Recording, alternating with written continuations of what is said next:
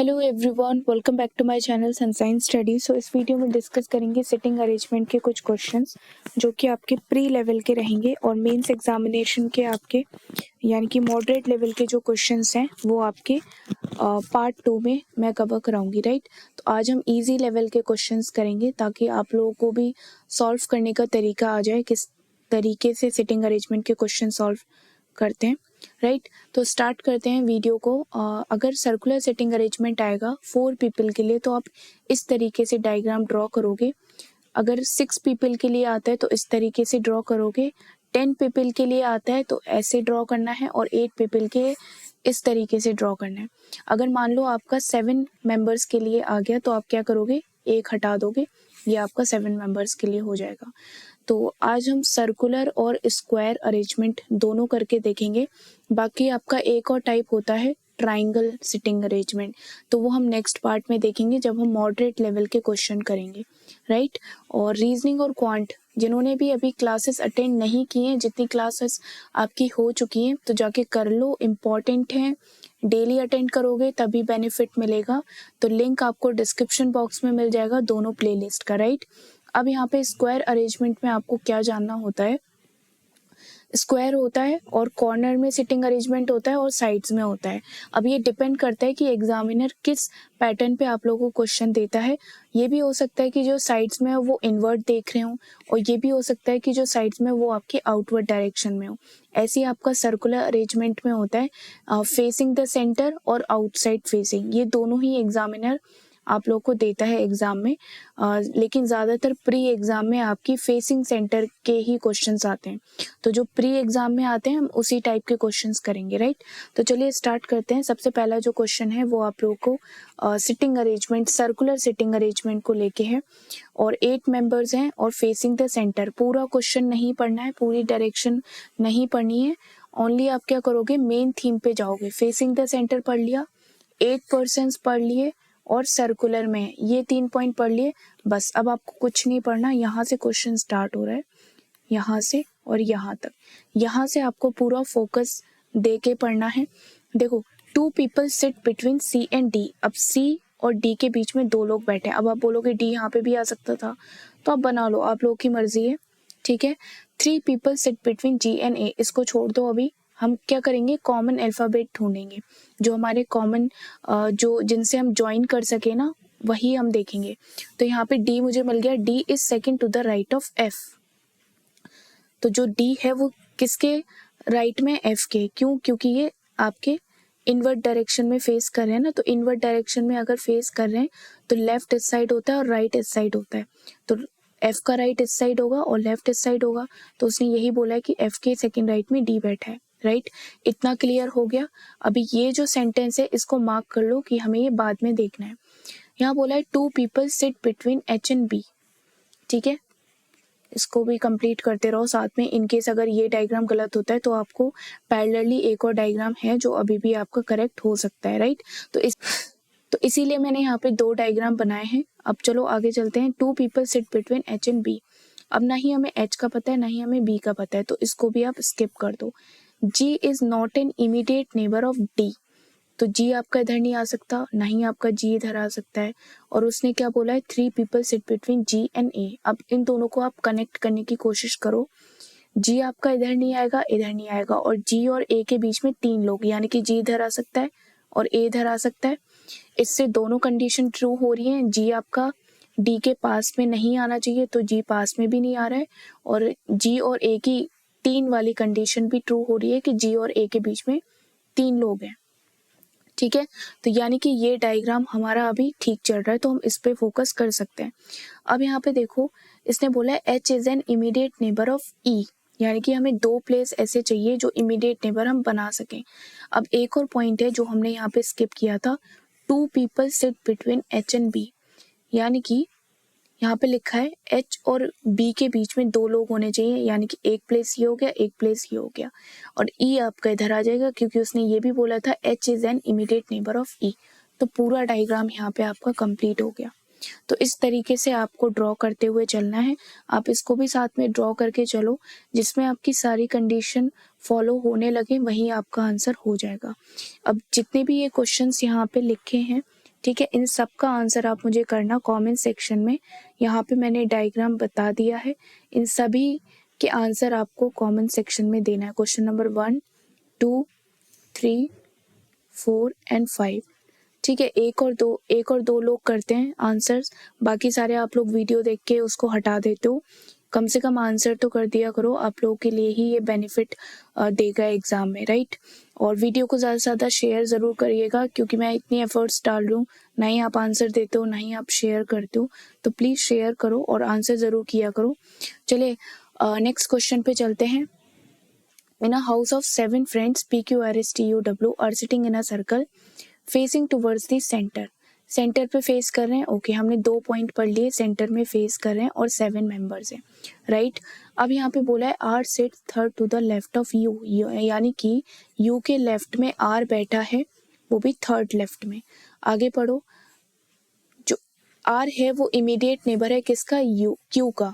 अब ये जो एंड है ना, ये आर के लिए यूज हो रहा है, अगर यहाँ पे हु लिखा होता तो वो यू के लिए यूज होता, बट यहाँ पे एंड लिखा है तो वो आर के लिए यूज हो रहा है, राइट।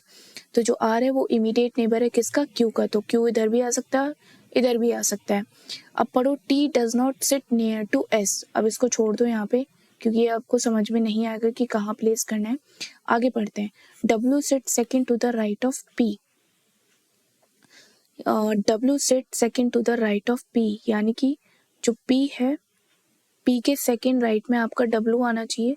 तो पी अगर मैं यहाँ लेती हूँ तो डब्ल्यू इधर आ जाएगा।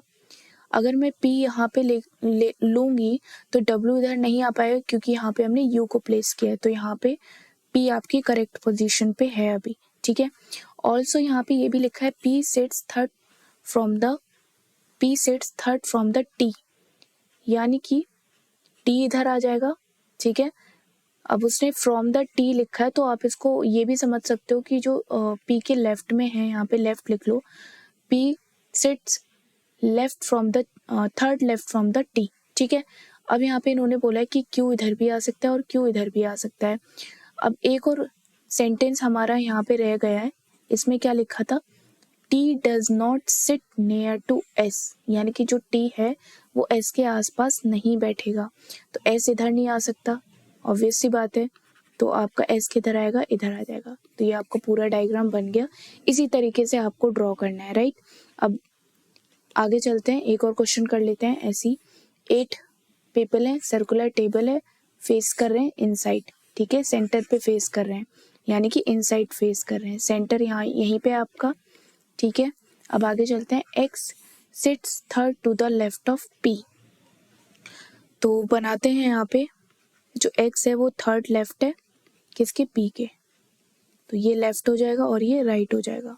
आगे बढ़ते हैं, T sits to the immediate left of S. अब इसको छोड़ दो, क्योंकि हमें ये कॉमन पॉइंट नहीं पता है। X and Y are not sitting adjacent to each other, तो आपका वाई इधर नहीं आ सकता और वाई आपका इधर भी नहीं आ सकता। एडजेसेंट मतलब आसपास में नहीं बैठे हैं।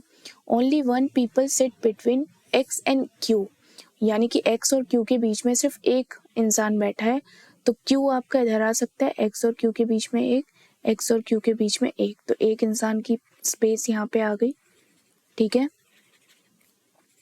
आगे बढ़ते हैं, W sit second to the right of Y। अब ये इम्पोर्टेंट पॉइंट है, क्योंकि यहीं से जो पूरा डायग्राम है वो कंप्लीट होगा, राइट। तो उसको ध्यान से देखो, यहाँ पे लिखा है W sit second to the right of Y। देखो Y आपका इन दोनों पोजीशन पे नहीं आएगा, ये कंफर्म है, क्योंकि ये क्वेश्चन में गिवन है। तो क्या W आ सकता है, ठीक है, W तो आ सकता है, यहाँ पे प्लेस करके देखो, सेकेंड राइट बोला है ना Y के, तो यहाँ पे Y आ जाएगा। अगर मैं Y यहाँ पे लेती, तो आपका Q यहाँ पे, और इन्होंने ये भी बोला है कि जो Y और P हैं वो एक दूसरे के आसपास नहीं बैठे हैं। यहाँ पे लिखा है ना लास्ट सेंटेंस में, ये हु किसके लिए यूज हो रहा है, Y के लिए, ठीक है। तो Y आपका इधर नहीं आ सकता, Y आपका इधर आएगा, यानी कि W आपका सही पोजीशन पे हमने प्लेस कर दिया। अब इन दोनों पोजीशन पे Y आपका नहीं आना था, तो Y अगर आपका इधर आता तो भी W आपका इधर नहीं आ सकता था, तो ये हमने सही पोजीशन पे प्लेस कर दिए हैं सारी वैल्यूज। अब 2 वैल्यूज बची हुई हैं, तो ये वाला सेंटेंस पढ़ो, T sits immediate left of S, right. तो इमीडिएट लेफ्ट ऑफ का कहाँ पे बन सकता है, देखो क्यू की 2 वैल्यू थी ना, क्यू आपका इधर भी आ सकता था और इधर भी आ सकता था, तो क्यू को आप इधर से हटाओ तभी हमारे टी और एस इधर आ सकते हैं, राइट। अभी पूरा क्वेश्चन पढ़ते हैं तब आप लोगों को समझ में आ जाएगा। T sits immediate left of S, तो एस के इमीडिएट लेफ्ट में कौन होना चाहिए, टी, तो ये दोनों वैल्यू प्लेस हो गई। अब कौन बचा है यहाँ पे, v आपका बच गया, तो v की वैल्यू आपकी इधर आ जाएगी, ठीक है। तो ऐसे ही आपका पूरा क्वेश्चन कंप्लीट हो गया, राइट।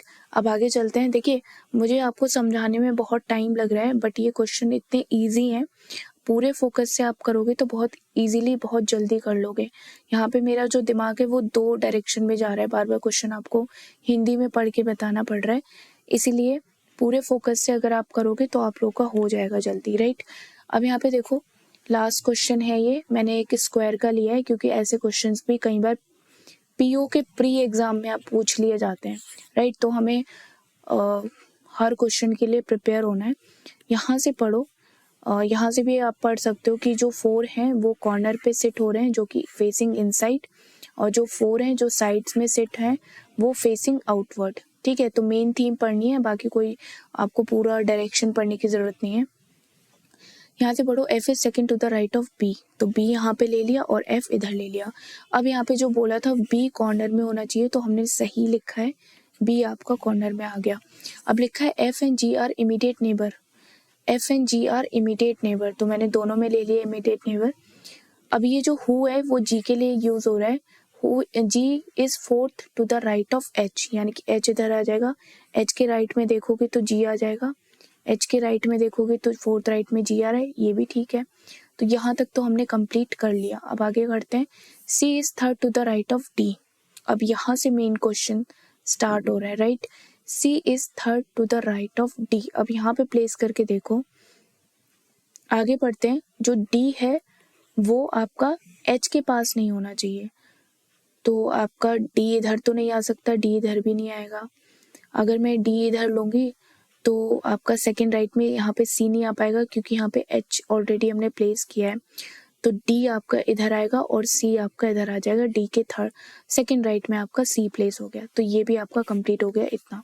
अब लास्ट बचा है E is neither fourth to the right of D, ठीक है। तो जो E है वो फोर्थ राइट में नहीं है D के, ठीक है। तो E आपका इधर आ जाएगा और G आपका, सॉरी जो बचा हुआ अल्फाबेट है वो आपका इधर आ जाएगा, यानी कि A आपका इधर आ जाएगा, तो ये आपका आंसर हो जाएगा, राइट।